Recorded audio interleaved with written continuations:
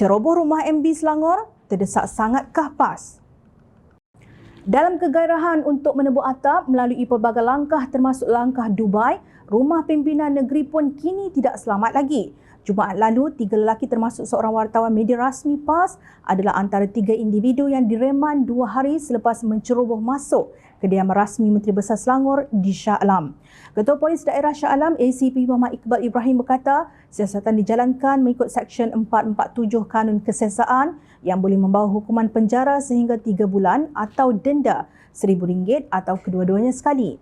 Menjelaskan insiden tersebut, Muhammad Iqbal berkata suspek berusia antara 31 hingga 35 tahun dan tidak mempunyai sebarang rekod jenayah lampau. Kesemua suspek memberikan alasan mereka masuk untuk menghadiri satu mesyuarat yang diadakan di kediaman rasmi Menteri Besar Selangor tetapi tidak mempunyai jemputan secara rasmi daripada pihak Menteri Besar, katanya dalam kenyataan di Petik Sinar Harian. Terdahulu tular video klip pendek memaparkan 3 lelaki yang ditahan, termasuk seorang daripadanya dikatakan wartawan harakah milik PAS. Seorang lagi suspek ialah dipercayai seorang pengguna media sosial yang aktif serta aktivis PAS di Gombak. Muhammad Iqbal berkata polis menerima laporan berkaitan kejadian itu kira-kira jam 6.10 petang. Siasatan mendapati semua suspek menggunakan proton wajah untuk memasuki kediaman rasmi Menteri Besar Selangor melalui pondok pos pengawal utama tanpa mengemukakan sebarang jemputan secara rasmi daripada kerajaan negeri. Bertindak atas maklumat, kira-kira jam 7.30 petang, tangkapan ke atas semua suspek dibuat, katanya. Menurut Muhammad Iqbal, proton wajah yang digunakan oleh suspek turut dirampas. Difahamkan wartawan terbabit cuba memasuki premis berkenaan pada awalnya tetapi tidak dibenarkan kaki tangan yang bertugas di situ. Dia kemudian cuba menyelinap dengan bersembunyi di dalam proton wajah yang dinaiki 2 individu lain, kononnya untuk bermesyuarat. Bagaimanapun, cubaan itu terbongkar selepas anggota polis memeriksa kenderaan terbabit apabila ia diletakkan di parkir kediaman rasmi berkenaan. Jurucakap Pejabat Menteri Besar Selangor mengesahkan kejadian itu.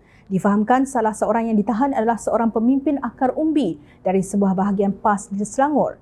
Sementara itu, PAS menafikan kenyataan menggunakan kepala surat parti yang memohon maaf atas tindakan ketiga-tiga individu itu. Sementara itu, difahamkan kertas siasatan berhubung kejadian itu telah diserahkan kepada Timbalan Pendakwa Raya TPR Negeri. Muhammad Iqbal berkata pihaknya berjaya menyelesaikan siasatan kes tersebut walaupun diberi tempoh reman yang singkat. Bagaimana mungkin aktivis media sosial PAS kawasan Gombak dan seorang wartawan harakah ditangkap menceroboh rumah MB Selangor? Terdesak sangatkah penyokong PN dan wartawan harakah sehinggakan terpaksa menipu kononnya mempunyai jemputan mesyuarat di rumah MB Selangor namun akhirnya kantoi tiada apa-apa jemputan yang diberikan kepada mereka. Malah sanggup bersembunyi dalam kereta lain untuk menyusup masuk. Jelas, ia satu tindakan yang memalukan bagi pendukung yang mempercayai kononnya PAS membawa perjuangan agama Islam sedangkan pelakuan sebegitu jelas mempergunakan agama demi kepentingan politik. Lebih membimbangkan akan bibit-bibit ekstremis yang akan menjadi ikutan penyokong akibat doktrin mempergunakan agama dengan sanggup melakukan perkara yang melanggar undang-undang.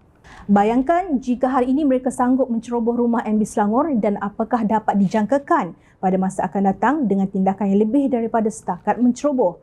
Apakah aliran pemikiran yang diterapkan oleh parti yang mempergunakan agama dan sentimen bangsa ini sesuai untuk dijadikan parti yang diwakili memerintah Malaysia?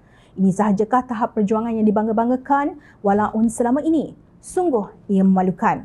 Ingat, rakyat sentiasa memerhati.